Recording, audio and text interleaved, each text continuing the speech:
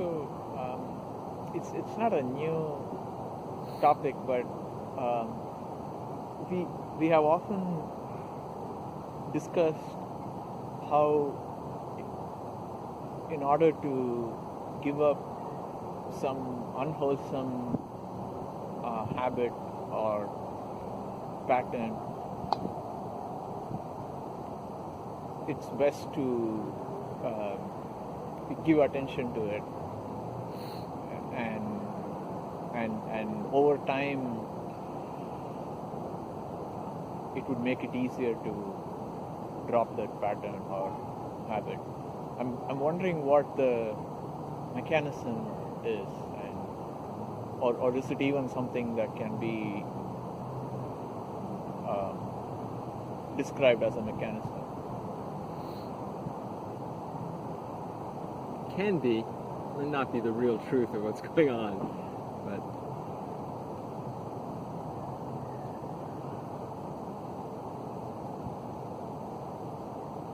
so first of all, first thing you said was it's not a new topic. None of this is ever going to be a new topic, really, but we can make it new each time, fresh, new angles, and it can strike us as fresh, but of course we're just discussing something very simple in many, many ways over and over again.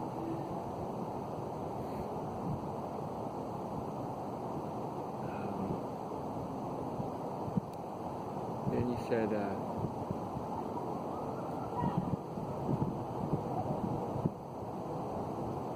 to work out unwholesome patterns. The best method, discussing the best method. So it's important to understand from the non-dual perspective, from the absolute perspective, meaning the true perspective that's actually happening. There's no unwholesome patterns, and there's no trajectory that you should be on to get rid of anything. No improvement in time that you're looking to follow. What happens, whether it's identified by the mind, yours or others, as an unwholesome pattern or not, what's happening is just the universe inevitably manifesting as it manifests. And it's perfect and beautiful, just as it is. That's always the way things are.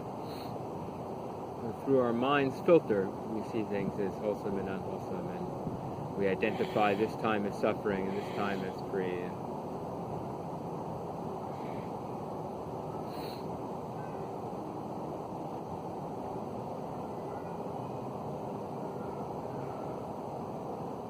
The trick is, the seeming paradox is, when you accept that there's no unwholesome or wholesome and there's nowhere to get to and nowhere to improve yourself, you become relieved and you naturally stop doing unwholesome practices to a large degree. So from the relative perspective, the mind can then identify that as an improvement over time. But that's not the way it's actually experienced.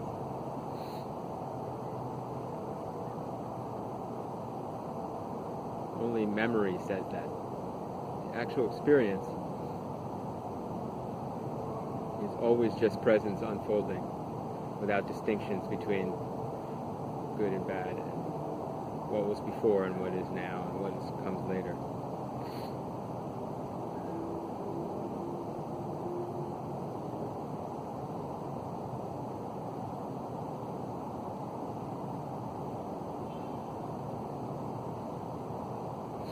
So the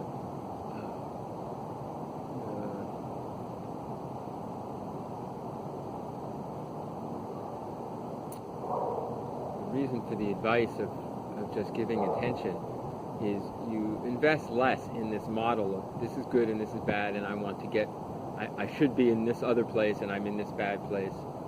Instead of making those hard and fast dichotomies and really hooking on to your story of how you're going to improve through time, giving attention is much more simple and much more immediate and much less clinging to story. So you recognize the discomfort of some unwholesome pattern, what you identify as an unwholesome pattern. And usually just because there's some kind of suffering.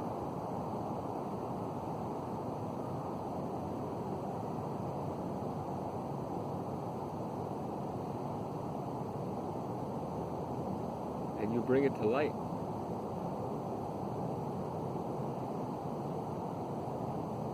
And let yourself fully experience whatever is arising without judgment and without desire to change it.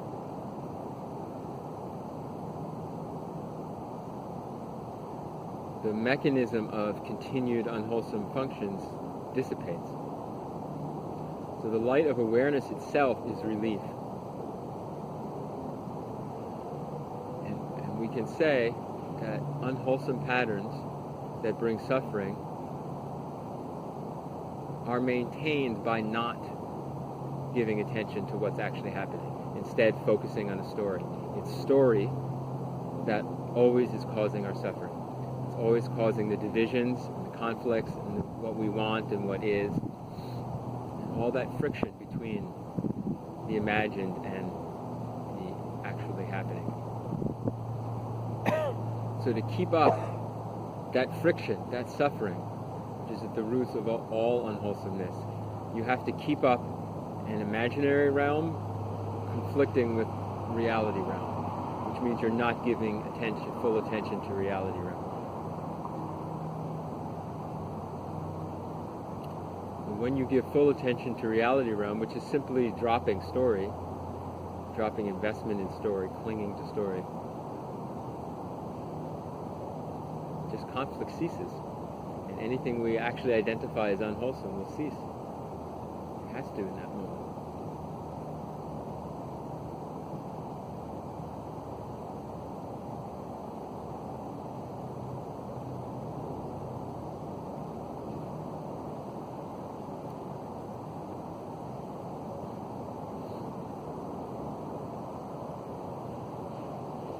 And all that just happens when it happens.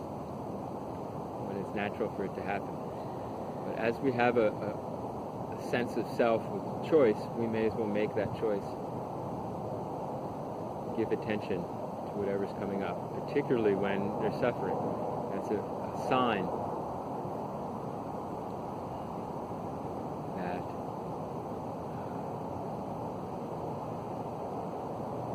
you're attaching, you've fallen into a belief system that is opposed to what's actually happening. That dichotomy between what I want and what is the source of suffering always.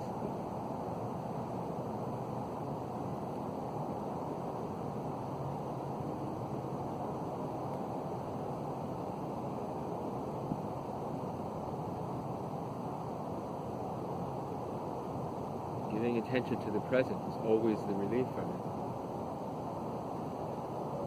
When we're intentionally practicing that, we might give some attention to the present. We might use our body or some physical sensation, some visual focus to bring us into presence. And we might not feel totally free. We're likely to feel at least a little free just from a rough, intentional effort to do that. But it's because we're still hanging on to the story even while we're doing it. We're just doing it partially. So we feel partial freedom and not total freedom. So that's natural.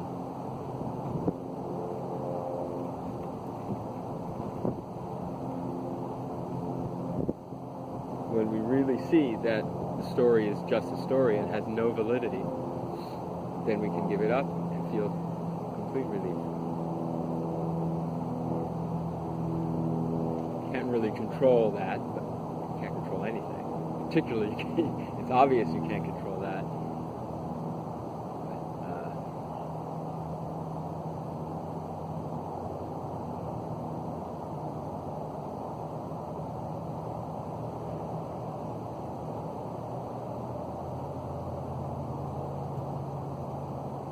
but your intuition can arise that the more I let go of this, the more free I'll be. I know that's true.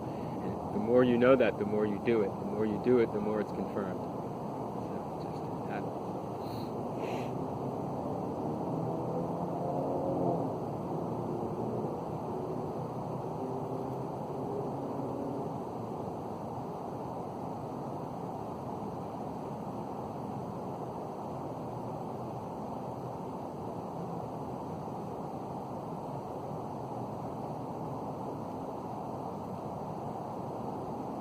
In general, the direction of this practice is really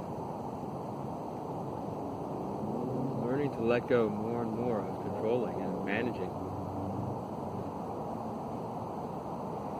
The story of ourself is the story of I'm going to control my life and get what I want through control and this path into the future. It's just not true. Have to recognize that it's not been true more and more, and it sinks in.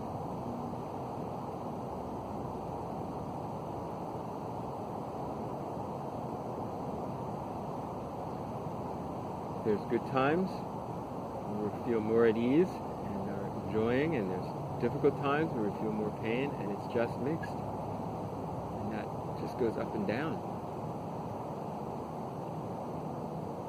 Control and pursuit has nothing to do with it.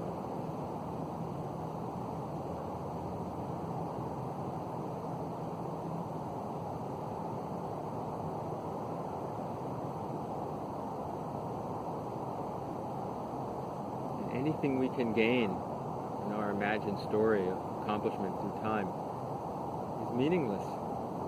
Not only does it not bring the relief we want, maybe temporarily it feels that way, because we've discussed before, when you get something you've wanted, you stop searching for a second, you stop seeking, and you feel relief there.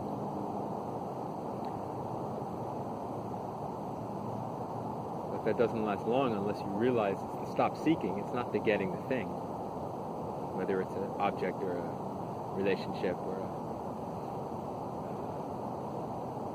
a particular experience.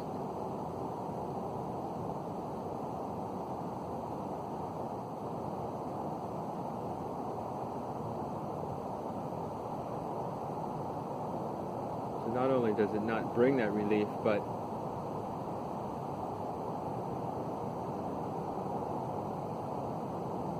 it just keeps playing out. We just keep wanting something else.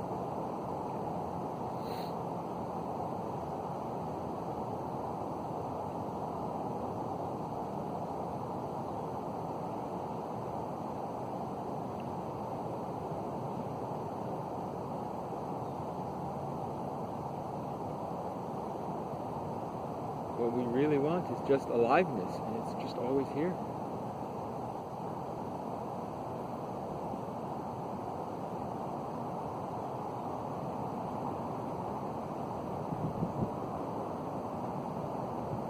We know that in our hearts. We know that what we really want is full engagement with life, full taste of life. Not a particular thing, not a particular condition that changes. We're going to lose any good condition you might get. We're going to lose.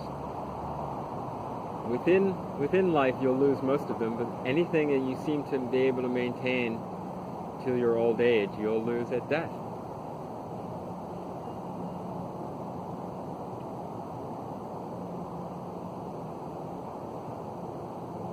Whether skills, experiences, relationships, lose everything that the self can gain. When you see that clearly, the direction is clear. Let go of trying to gain. And then all the relief that we wanted is there.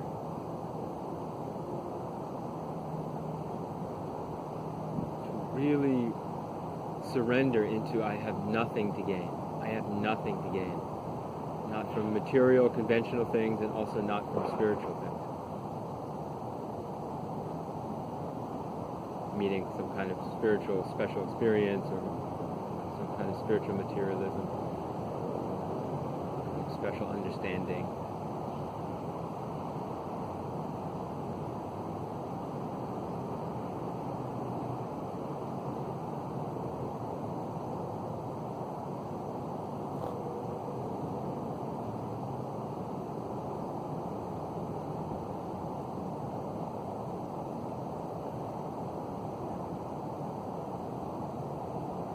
Nothing to gain is our final rest.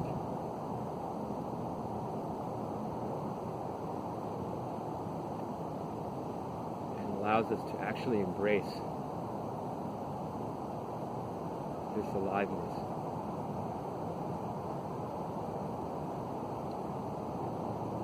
Aliveness is not bound by conditions. So sometimes the aliveness is warm and comfortable, and sometimes right now the breeze is blowing, it's a cold breeze, it's a little chilly, it's the same aliveness.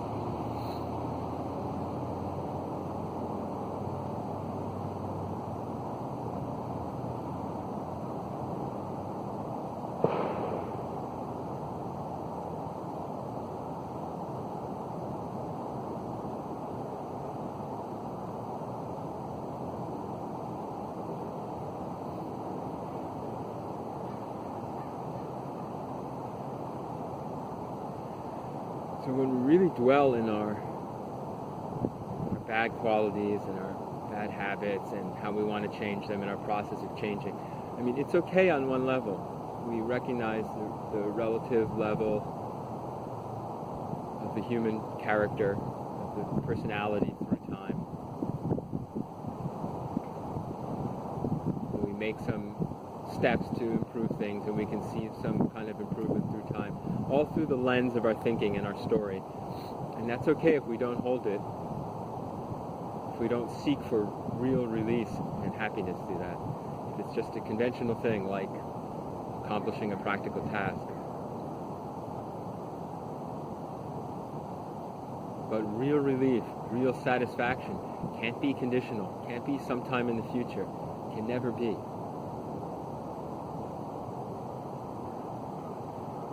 Always this aliveness that's always available.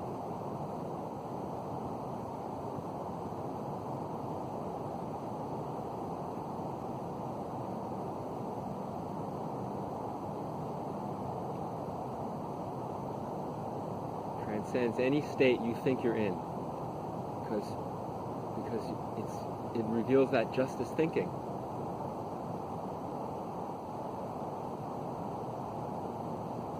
Thinking passing through actual aliveness, open, free aliveness.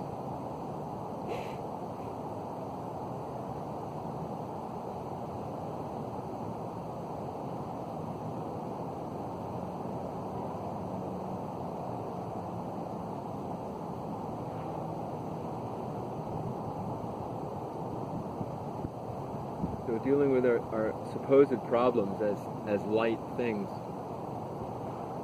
is a helpful skill, but realizing that's not who I really am. There's nothing wrong ultimately with that habit. It's how the universe is manifested right now.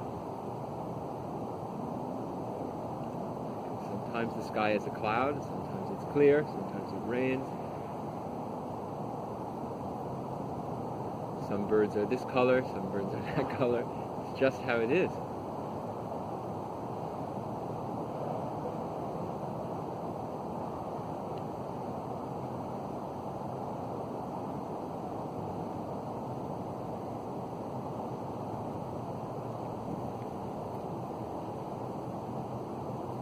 Such a relief there. It's such a relief to know you're not that person you think you are, with those problems, with the future, with that past, all that duty and all that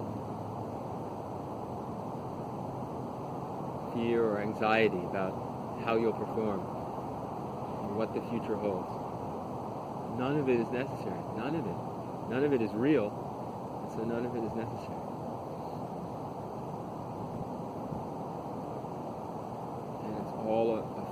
It all creates a feeling of boundness and anxiety and discontent.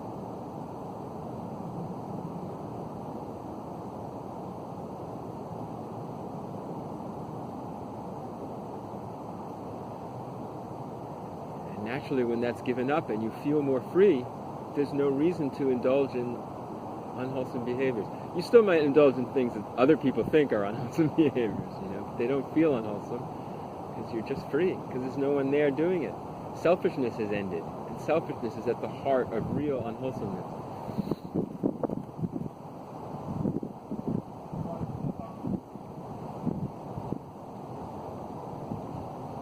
Although you still might act in ways that other people think are selfish, but if you're hungry and you see a piece of chocolate and you put it in your mouth, so that's selfish. You're just like, no, there's chocolate and I put it in my mouth.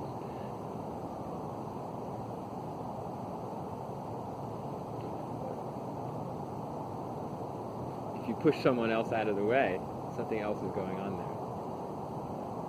Because just being present, you don't have someone else. You're just interested in watching someone else put chocolate in their mouth.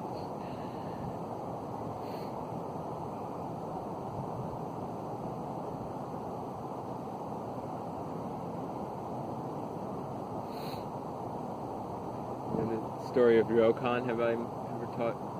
Ryokan's this Zen poet from the 19th century Japan. And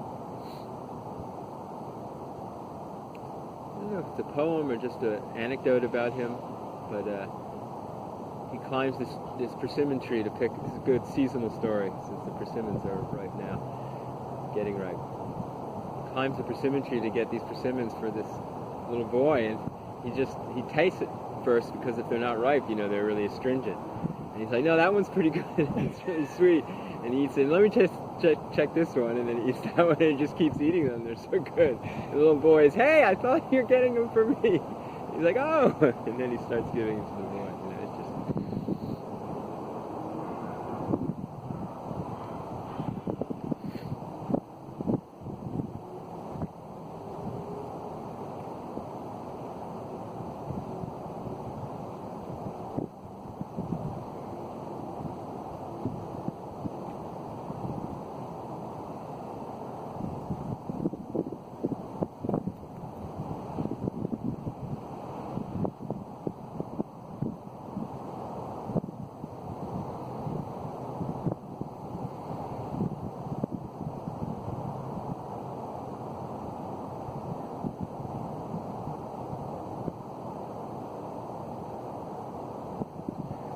Hard for us to really relax into just accepting what is. Even when we come to sitting to practice, we're not moving and not doing anything, and we're just letting go of all objectives, and we still have objective mind of how to do it and how to, which is okay. It's the inertia of our habits are just playing out.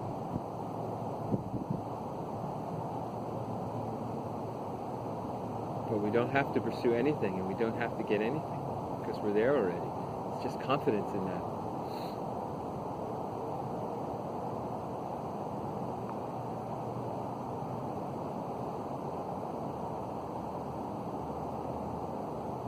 It's such a strong story of managing things there. Proving ourselves and proving our lot.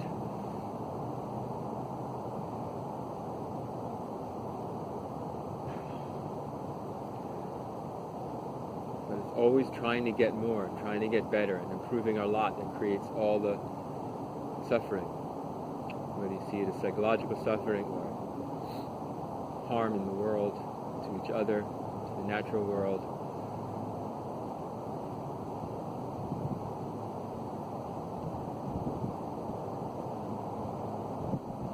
When you recognize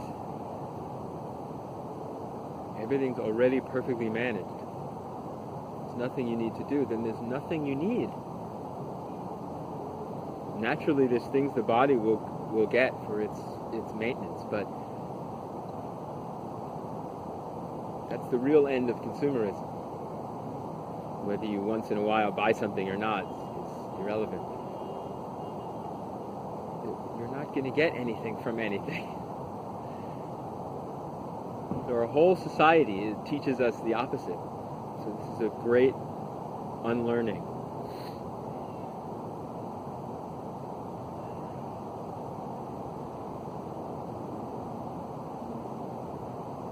status, material things, The also spiritual expectation of status, all of it. The expectation of growth. Of growth, yeah. We should keep growing. It's like, that's cancer. I want something to keep growing.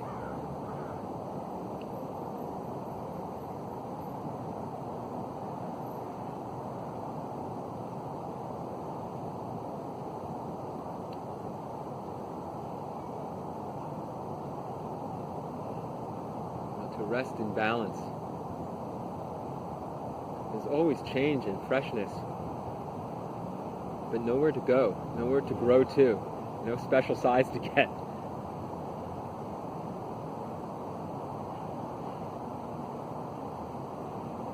There's no size. Just like there's no space. We look at the tree in innocence,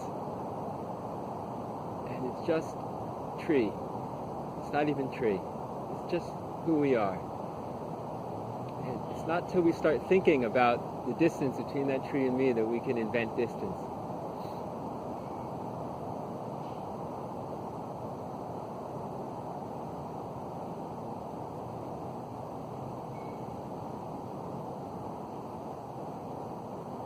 Invent the tree by thinking that's a tree. It's just what it is. And it's the same with this body-mind. There's no difference. It isn't really the body-mind. It's just this experience happening. We just make reference points, and then we have separations between the reference points, both in space and also through time. I'm this person, and I have to become this person. Let go of the reference points, both from what you think you've become from the past and what you think you'll become, and then you're nobody. And nobody means you're everything.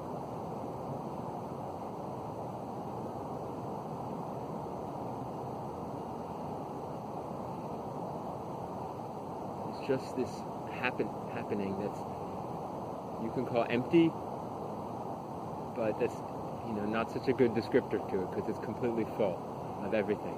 But it's empty of thinking. People are so confused about this word emptiness in spiritual circles, particularly Buddhism, because it's used in Buddhism a lot. It's just empty of your thinking, your invented divisions.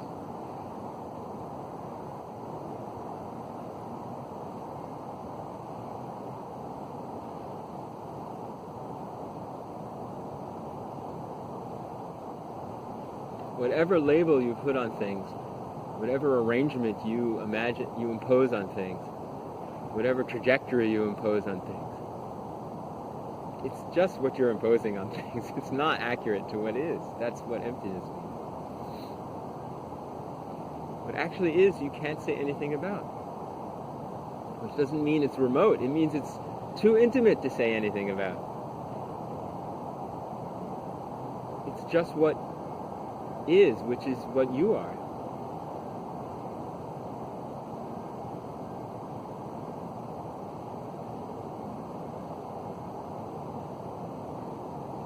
So any conclusion you make, any description you make, any solution you think you have to your spiritual problems, any plan of action, all needs to be relinquished for freedom.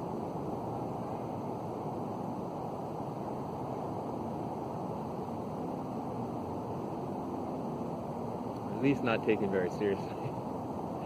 To that extent, you get freedom.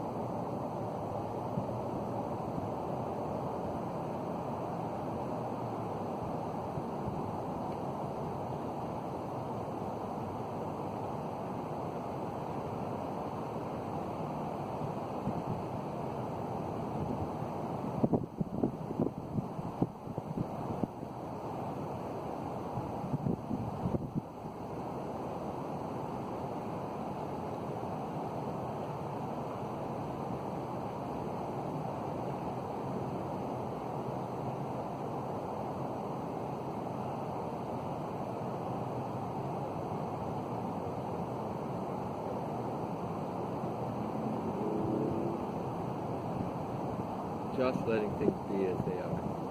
So difficult for us. That's when you first can taste things. Taste aliveness.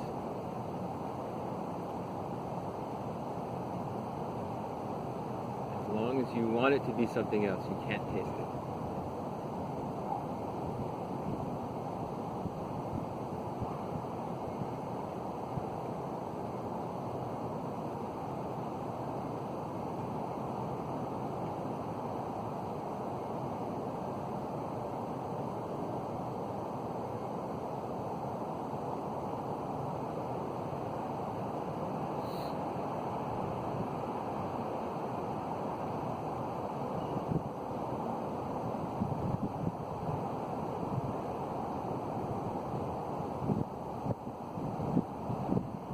You're too much off the question. Was it I think response? yeah, thank you. Does anyone have something else?